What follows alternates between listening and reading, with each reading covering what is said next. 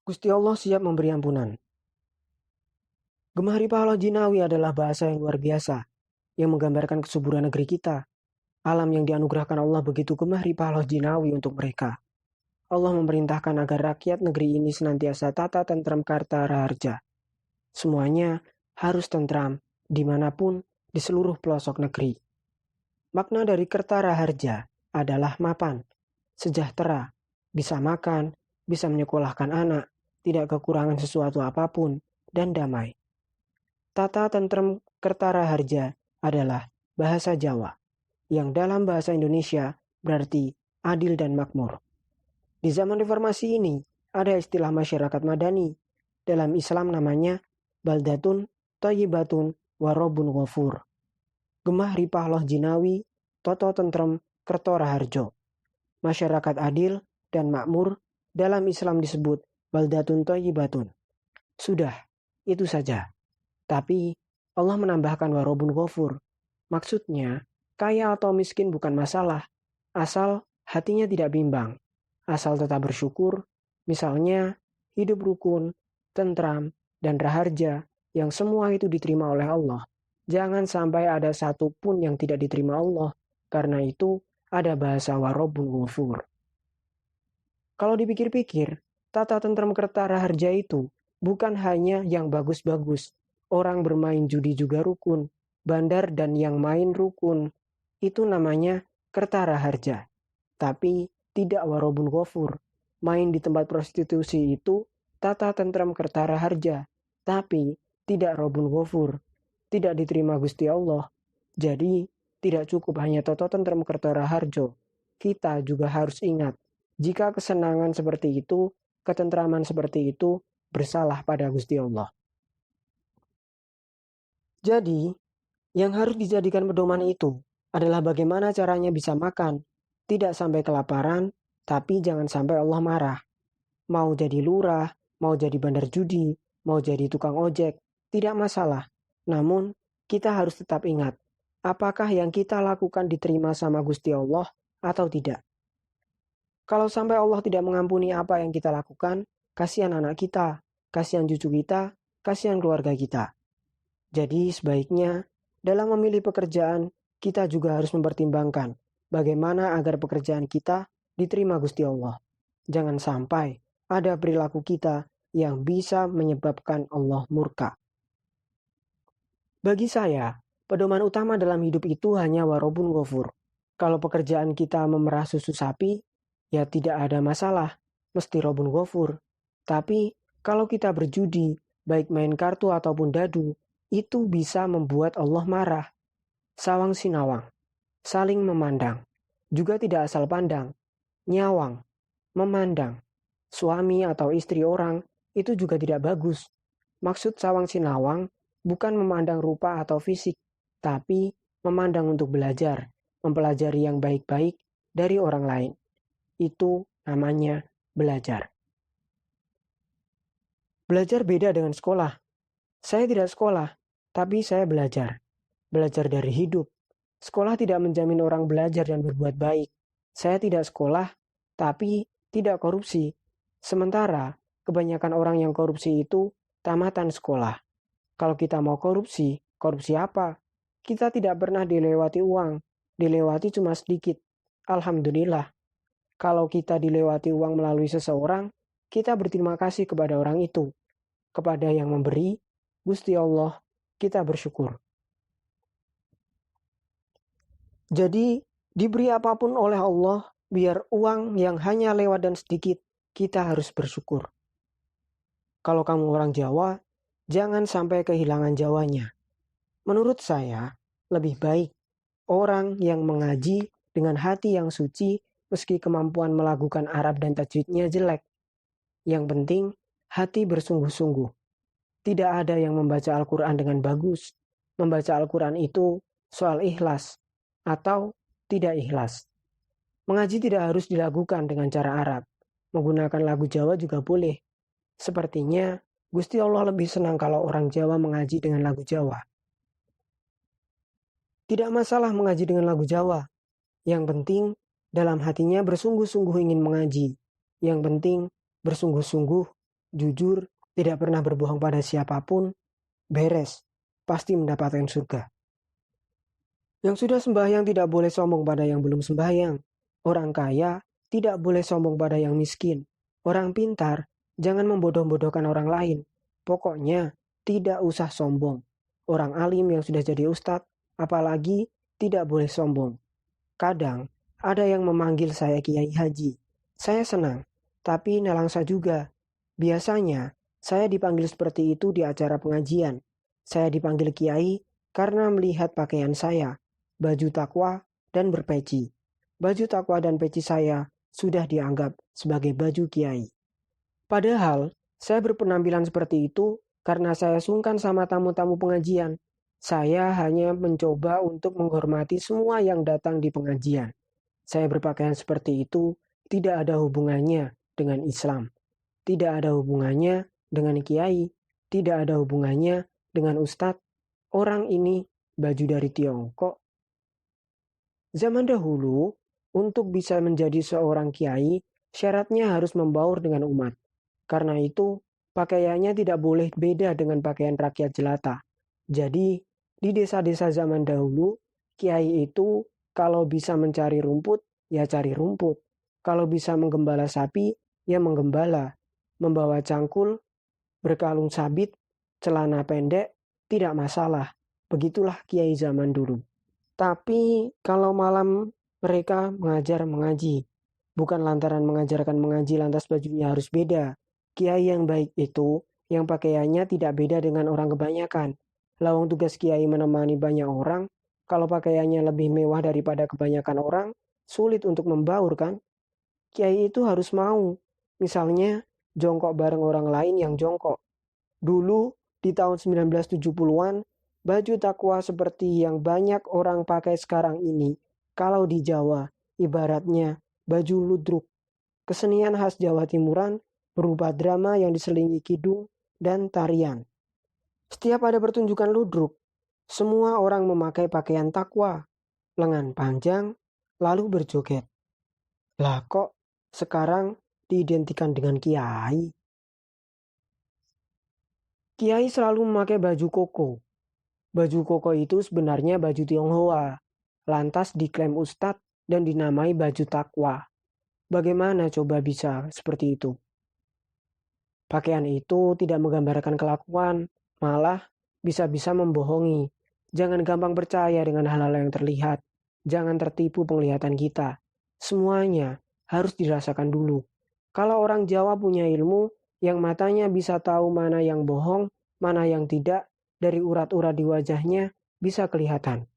Jadi, jangan gampang menyimpulkan kalau sebagai ustadz, saya mesti baik. Belum tentu. Biarpun saya selalu mengatakan nuwun sewu, mohon maaf atau permisi, setiap hendak menyampaikan sesuatu, bukan berarti saya lebih baik dari semua orang yang hadir di pengajian. Sembahyang saya belum tentu lebih baik daripada sembahyang kalian. Kalau seseorang ditanya, sembahyangnya bagus apa tidak? Dia diam saja. Ya, itu baik.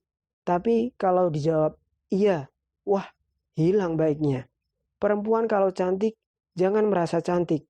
Justru yang belum cantiklah biasanya merasa cantik. Kalau kamu rajin sembahyang, tapi dipamer-pamerkan, ya jadinya kurang baik. Kalau ditanya, kamu orang baik atau bukan? Nah, biasanya kamu ragu kan? Tapi pembesar-pembesar itu kalau ditanya langsung menjawab, saya baik loh. Lalu memasang baliho besar-besar. Pilihlah saya bela rakyat. Apakah yang seperti itu baik? Yang baik itu bisa merasa, bukan merasa bisa. Tapi kebanyakan orang-orang pintar dan pembesar-pembesar merasa bisa. Tidak apa-apa. Mereka bisanya hanya itu. Jadi, semua hal itu baik, asal tempatnya tepat. Waktunya tepat, sembahyang itu bagus kalau sudah waktunya. Yang salah itu, misalnya sembahyang subuh, duhur, asar, maghrib, dan isya diringkas jadi satu. Mumpung sehat, habis olahraga, sembahyang langsung dirapel semua saja. Itu salah. Semuanya harus di tempat dan waktu yang tepat. Ilmu adalah untuk mencari tahu tempat segala hal dan menempatkan segala hal pada tempat-tempat yang tepat. Kalau orangnya begini, cocok jadi presiden. Kalau begini, cocoknya jualan soto. Semua itu ada ilmunya. Kalau kamu tidak tahu ilmunya dan asal mencocokkan saja, bisa tidak karuan, tidak akan maju negara ini. Seperti wudhu. Ada ustadz yang menyebut kalau orang bertato itu tidak sah wudhunya. Sholat dan puasanya tidak sah. Apa benar begitu? Wudhu itu kan berkumur, membasuh seluruh muka, tangan, telinga, rambut. Dari seluruh gerakan itu yang dibersihkan badannya, martabatnya, atau hatinya. Atau lebih tinggi sedikit, wudhu itu peristiwa jasmani atau ruhani. Ruhani. Apa buktinya wudhu membersihkan ruhani? Karena yang dibersihkan bukan bagian-bagian yang kotor. Misalnya, kentut. Yang kentut adalah dubur. Karena kentut, wudhunya batal. Harus wudhu lagi. Kalau wudhu, peristiwa jasad. Kenapa yang dibasuh bukan duburnya? Yang dibersihkan muka dan semua bagian yang masuk dalam rukun wudhu. Muka yang dibersihkan karena disitulah martabat kita. Kalau diteruskan lagi, membersihkan hidung dari bekas penciuman yang tidak-tidak, membersihkan mata dari penglihatan yang keliru, membersihkan telinga dari pendengaran yang tidak baik. Yang dibersihkan adalah martabat kita, kebersihan hidup kita, bukan kesalahan fisik. Kalau kesalahan fisik, ketika kentut dan wudhu batal, kenapa mukanya yang harus dibersihkan? Kenapa bukan duburnya? Karena kalau kentut, yang malu adalah muka kita, yang ditutupi mukanya. Dengan sedikit ilmu, saya ingin memberikan gambaran bahwa hidup sebenarnya sederhana. Cukup hanya empan papan, bisa merasa aman dan nyaman. Misalnya, penduduk sekitar Gunung Merapi. Menurut peraturan presiden, hidup di sekitaran Gunung Merapi tidak empan papan, karena menilai kawasan itu rawan bencana.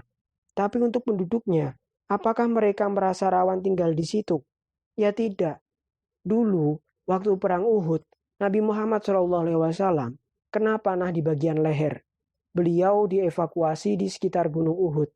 Gunung itu menyimpan banyak bebatuan. Gunung Uhud berkata kepada Nabi SAW, dia tidak rela Nabi Muhammad SAW disakiti dan mohon izin untuk menghancurkan orang-orang kafir yang telah melukai beliau dengan menjatuhkan batu-batunya. Mendengar permohonan itu, Nabi Muhammad SAW menjawab, tidak usah, aku sudah mendoakan agar orang-orang yang menganiayaku bisa mendapatkan hidayah dan seluruh keturunannya nanti jadi pemimpin umat Islam. Nabi juga berkata pada para sahabat, Al-Uhudu jabalun yuhibbuna wa nuhibbuhu. Gunung Uhud itu mencintai kita dan kita juga mencintainya. Nah, di Merapi juga seperti itu. Al-Merapiyu yuhibbuna wa nuhibbuhu. Makmurnya penduduk Merapi hingga meningkat sampai 500% itu berkah Merapi juga. Seperti kata Mbah Marijan, Merapi tidak meletus, tapi Merapi sedang punya hajat. Kalau punya hajat, berarti kan untuk senang-senang, memberi pasir, memberi kesejahteraan, memberi kesuburan. Itu namanya dialektika. Gunung sedang tertawa. Kok dianggap bencana? Yang menganggapnya bencana itu karena melihatnya dari sudut pandang kepentingan manusia. Banjir juga begitu, disebut bencana. Kalau itu bencana, yang salah siapa? Air. Wah, kalau airnya bisa ngomong, bisa-bisa ia protes. Banjir itu kan cuma air. Lewat. Air hanya patuh pada hukum gravitasi. Betul kan? Air akan turun ke tempat yang lebih rendah. Ada sela, ia akan masuk. Itu sifat air. Manusia yang tidak becus membuat sistem irigasi, tidak becus menyusun tata kota, hingga akhirnya air masuk, air taat kepada Allah. Kok? Karena berbenturan dengan kepentingan banyak orang kota, maka Air yang masuk kota disebut banjir. Merapi adalah gunung yang mencintai penduduk di sekitarnya. Percaya tidak? Merapi kok mencintai? Merapi ngerti apa soal cinta? Kalau ada orang yang bertanya demikian, jawab saja. Nabi Muhammad sendiri yang ngomong kok. Al-Uhudu Jabalun Yuhibuna. Lalu, apa maksudnya itu? Syirik. Api membakar Nabi Ibrahim. Lalu, Allah memerintahkan, Kul naru kuni bardan wa salaman ala Ibrahim. Hai api, dinginlah. Bagaimana dengan yang itu? Apa apinya paham? Tahu arti dingin? Begitu. Ada bahasa sendiri di balik bahasa produk budaya manusia. Dengan bahasa itu, seluruh makhluk Allah menuruti perintahnya. Jadi, alhamdulillah ada Merapi. Gunung itu panglimanya. Gunung berapi di seluruh Indonesia. Banyak orang-orang suci dari masa lalu berkumpul di Merapi, di antara Merapi dan Parangtritis. Tidak hanya Sunan Kalijaga, bahkan semua al-masyayikh wal maula dari Timur Tengah berkumpul di Yogyakarta. Main perempuan, jahat atau tidak? Main judi, jahat atau tidak? Bodoh. Saya selalu menasihati anak saya. Kalau kamu jadi bandar judi, kasihan anakmu, cucumu, keluargamu. Begitu buruk akibatnya. Pokoknya, molimo dalam bahasa Jawa adalah istilah untuk 5 perbuatan maksiat. Main, judi, minum, mabuk, madat, madon, atau main perempuan. Jangan pernah dilakukan. Jangan pernah dicoba. Daripada molimo, lebih baik cari kegiatan yang baik-baik. Di masjid, musola, di Karang Taruna, semua dibikin kegiatan yang menyenangkan. Kuncinya adalah mencari hal yang menyenangkan. Kalau sembahyang atau menolong tetangga, gotong royong, harus dicari hal yang enak. Harus dicari hal yang menjadi nikmatnya. Kalau sembahyang tidak tahu nikmatnya, nanti bakal rugi. Memberi dan diberi itu enak mana? Enak memberi kan? Padahal kalau dihitung secara ekonomi, memberi itu rugi. Sama dengan puasa. Puasa dan makan enak mana? Kalau tahu nikmatnya puasa, puasa itu nikmat sehat luar biasa. Perut lapar itu bagus. Yang tidak bagus itu kelaparan. Lapar itu bagus, asal jangan sampai kelaparan. Tapi jangan juga sampai kenyang. Berhentilah makan sebelum kenyang. Kenapa lapar itu baik? Karena dengan kita lapar, sel-sel kita akan melawan, memperkuat dirinya. Setelah itu, kita pasti sehat. Tapi, kalau sampai kelaparan, bisa-bisa malah mati. Lapar itu tempatnya sedekah, tempatnya infak. Kalau ada orang kelaparan, ya harus ditolong. Tapi, kalau hanya lapar, tidak masalah. Seumur hidup, hanya lebih banyak lapar daripada kenyang. Saya lebih banyak tidak tidur daripada tidur. Ada nasihat dalam bahasa Jawa. Ojo turu sore-sore. Jangan tidur terlalu sore. Kalau menurut petunjuk dokter, pukul 10 malam harus sudah tidur. Pukul 4 pagi atau pukul berapa gitu harus sudah bangun. Kalau saya tidak bisa. Saya tidur semau saya. Kapan saja. Seperempat jam bisa, setengah jam bisa, 1 jam bisa. Badan saya harus menurut sama saya. Orang presidennya saya sendiri, khalifahnya saya. Lalu saya punya bos, namanya Gusti Allah. Misalnya, saya makan kebanyakan. Itu karena istri saya mengajak saya makan. Padahal saya sudah makan di warung. Saya harus makan lagi. Kalau begitu, saya ubah niat makan saya. Ya Allah, saya bukan mau makan. Saya sedang menerapkan cinta saya kepada istri saya. Tolong, makanan yang masuk ke badan saya dijadikan berkah ruhani. Jangan dijadikan daging dan tambahan lemak saya dan terkabul. Jadi, saya makan seperti apapun, dipaksa istri saya makan bagaimanapun, badan saya tetap lurus, seperti Kanjeng Nabi. Nabi itu kalau berdiri, badannya lurus. Kebanyakan orang sekarang kalau berdiri, badannya bungkuk. Begitupun Nabi Isa dan Nabi Musa. Kalau berdiri, badannya tegap. Orang-orang yang hidup di sekitaran Gunung Merapi semoga tidak takut pada gunungnya, tapi mensyukuri rahmat yang diberikan melalui gunung itu dan dinilai Gusti Allah sebagai orang-orang yang hatam Al-Quran. Karena orang yang sedang menanam memang tidak membaca Al-Quran, tapi apa yang mereka lakukan fungsinya sama dengan mensyukuri rahmat Allah. Mendaya gunakan rahmat Allah, itu fungsinya sama dengan membaca Al-Quran. Lalu bagaimana kalau ada orang Jawa yang deso, sulit diajak untuk membaca Al-Quran dengan lafaz Arab? Kul a'udzu birabbin nas saja tidak karu-karuan. Kul a'udzu birabbin nas saja tidak karu-karuan. Apakah Gusti Allah bakal marah? Tentu tidak. Gusti Allah itu biar kamu agak keliru, ain jadi ngain, Allah jadi Allah, tidak masalah kok. Tidak lantas masuk neraka. Tidak masalah asal hati ikhlas membacanya. Hidup dibikin gampang saja. Jangan dibuat susah. Jika tidak memiliki ilmu, tidak tahu cara menghadapi masalah-masalah, jangan khawatir. Tetap ada harapan, yaitu dengan ikhlas menjalani segala sesuatu.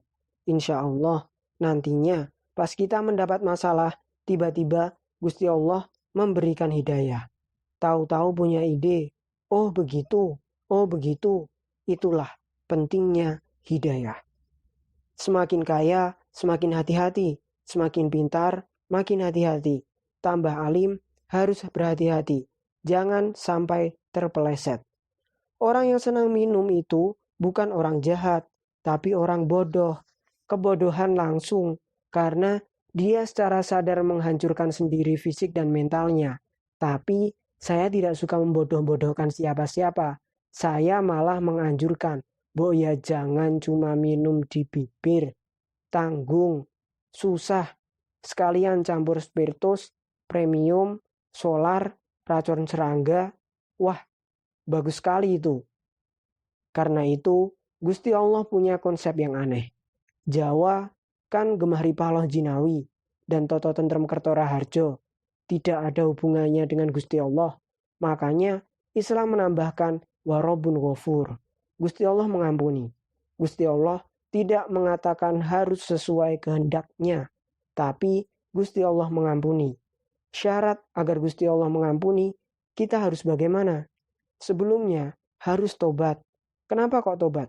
Karena berbuat salah. Jadi Gusti Allah mempersilahkan, silahkan kamu berbuat salah, tidak apa-apa, asal mohon ampun. Bahasanya warobun ghafur. Allah tahu kalau kamu semua akan banyak salah, sehingga menyediakan pengampunan. Makanya kata-katanya warobun ghafur. Warobun itu Allah yang mengayomi, yang maha melindungi. Ghafur itu yang maha pengampun. Berarti Gusti Allah sudah siap kalau ada orang yang salah. Gusti Allah selalu siap memberi ampunan.